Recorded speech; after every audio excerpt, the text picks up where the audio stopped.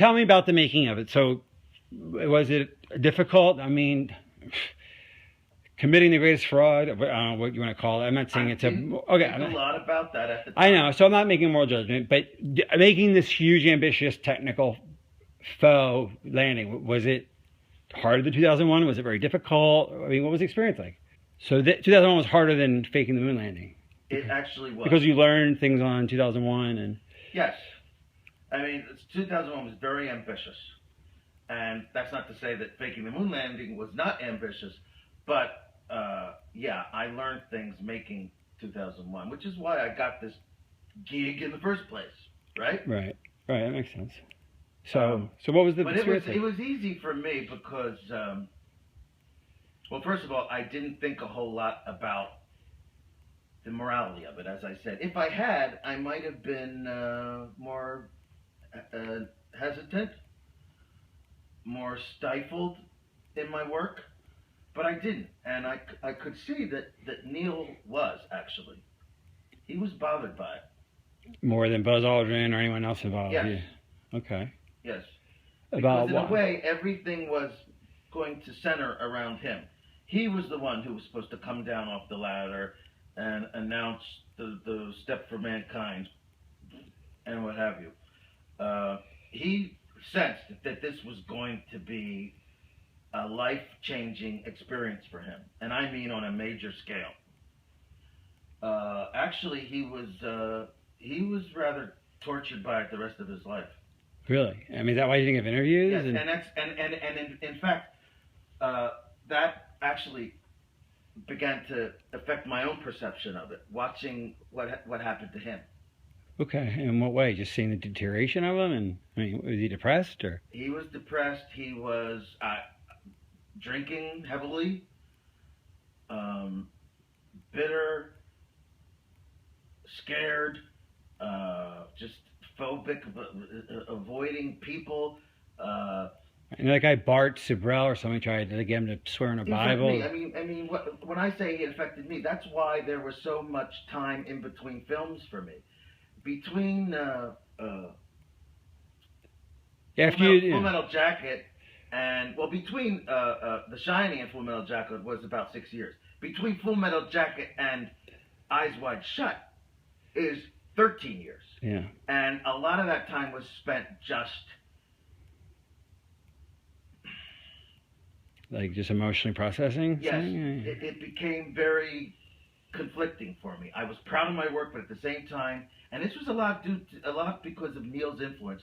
Not consciously. He didn't do this to me consciously. But I spent a lot of time with him, and each time I did, I became more and more bothered, troubled by my own participation in this. Okay. Wow, what would he say? I mean, did he explain the source of his depression? He was on the verge of tears. He did not cry. I won't say he cried, but he was on the verge of tears so many times because of what he did. I mean, what he participated in. It's almost as if he thought up the idea, you know? Right.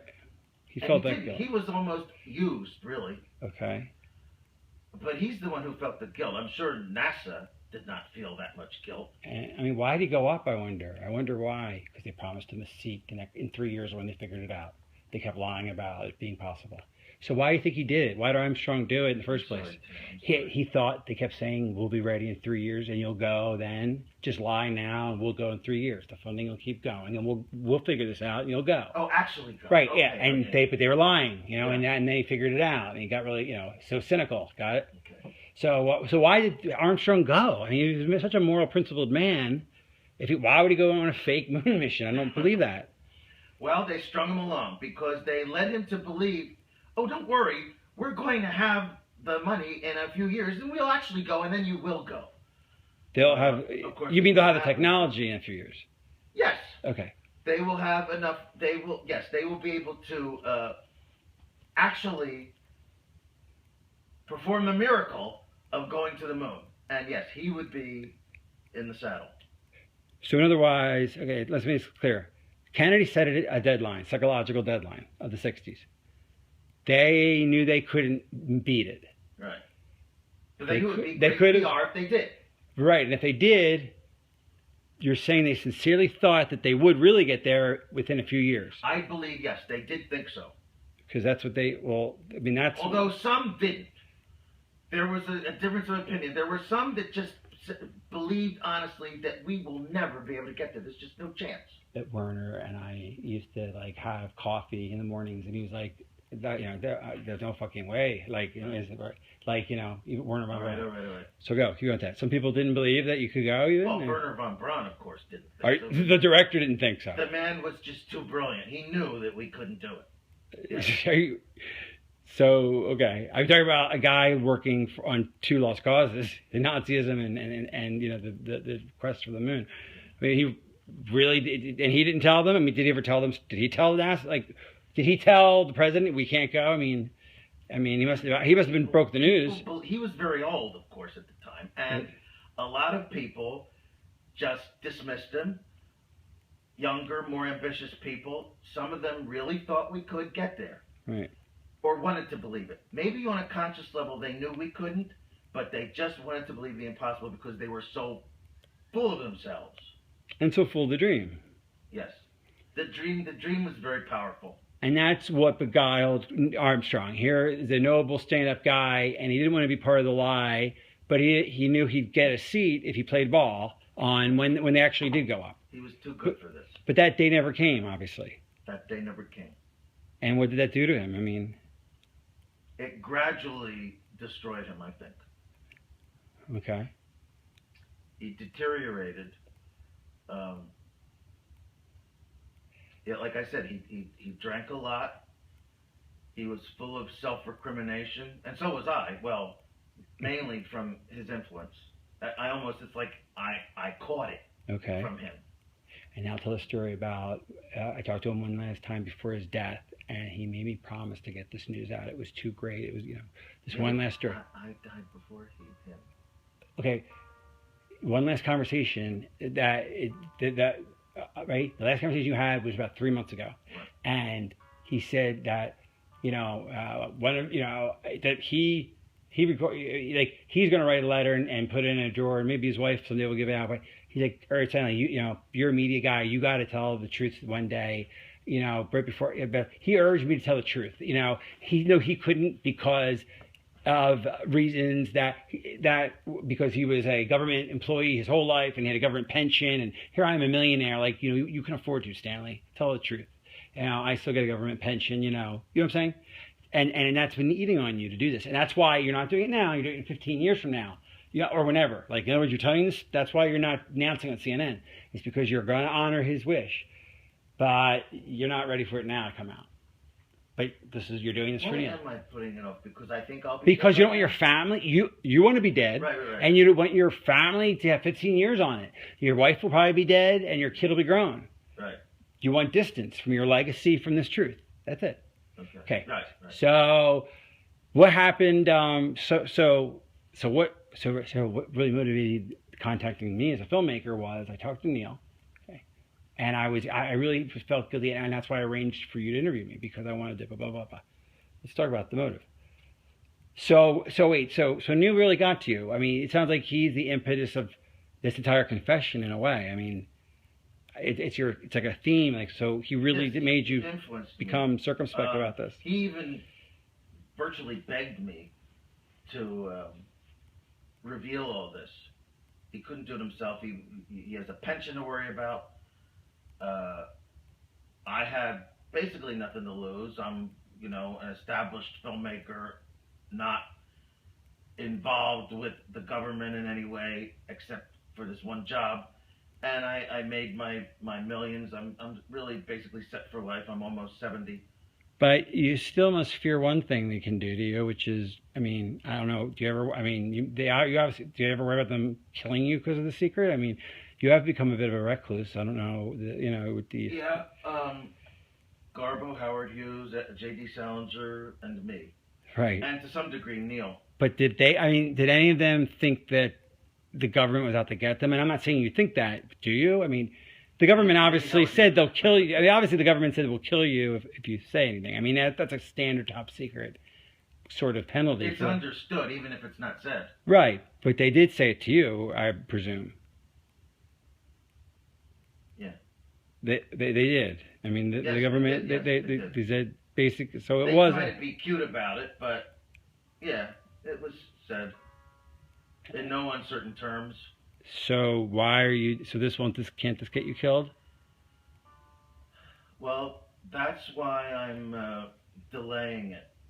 Okay, the 15 years This thing. is not going to be seen Okay, until for another 15 years after you're dead. Well, no, that's if you die tomorrow. You're not going to die tomorrow, clearly. I'm sorry. Okay, try again. Okay, it's okay. So why, you could get killed by doing this. This could kill you. Why are you doing that? That's... Well, this is not going to be seen until because of our 15 years after my So death. now that's why you have to sign the NDA and all these. Okay. That's right.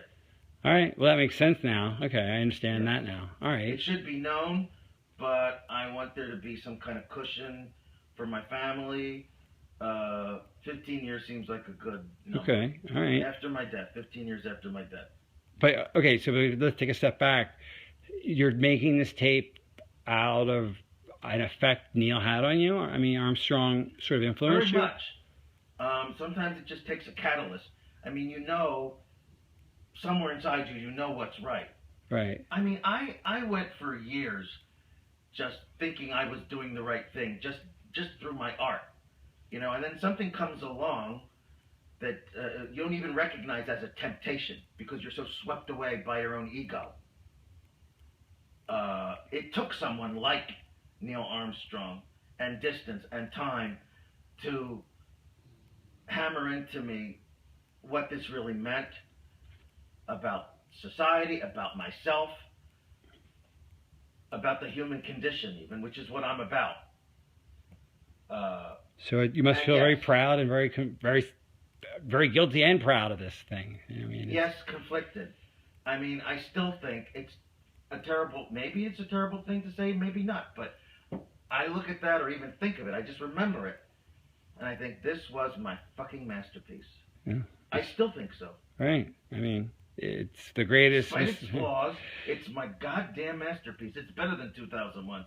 It's better than Paths of Glory or Clockwork Orange or Barry Lyndon or Dr. Strangelove.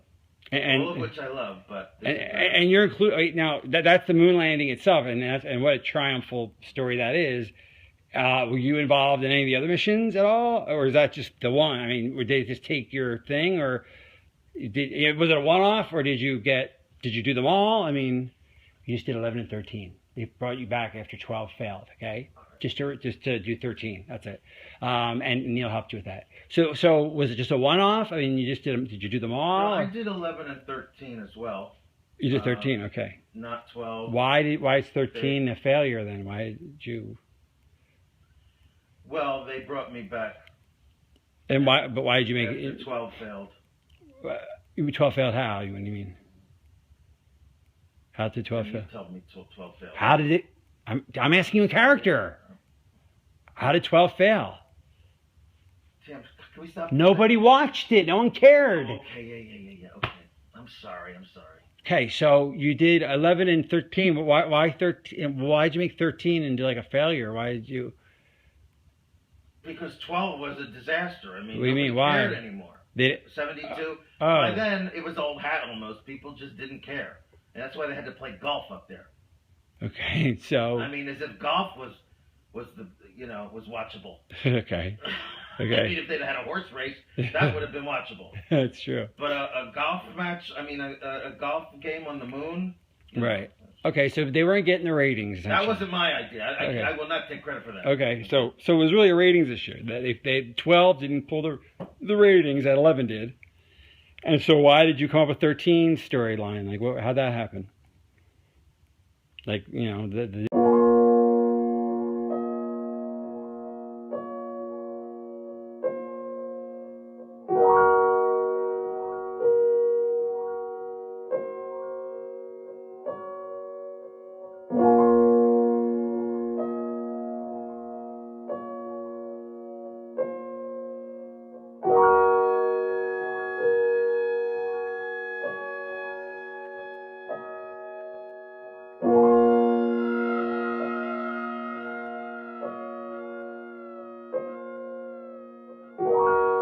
no one cared.